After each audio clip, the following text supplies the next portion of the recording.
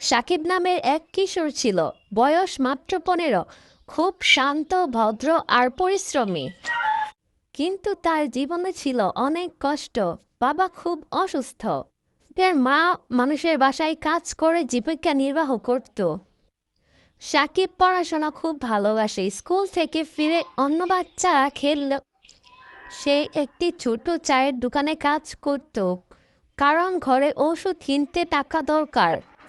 একদিন স্কুল শিক্ষক জিজ্ঞাসা করলেন, সাকিব, তোমার স্বপ্ন কি? সাকিব হেসে খুব আস্তে বলল, স্যার, আমি শুধু চাই মা বাবাকে ভালো রাখতে। এই কথা শুনে সবার চোখ ভিজে গেল।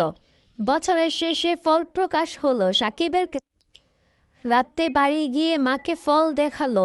মা তাকে জড়িয়ে ধরে বললেন, বাবা, তোমার মতো ছেলে পেয়ে দুনিয়াতে কষ্টেও ছোট হয়ে যায়।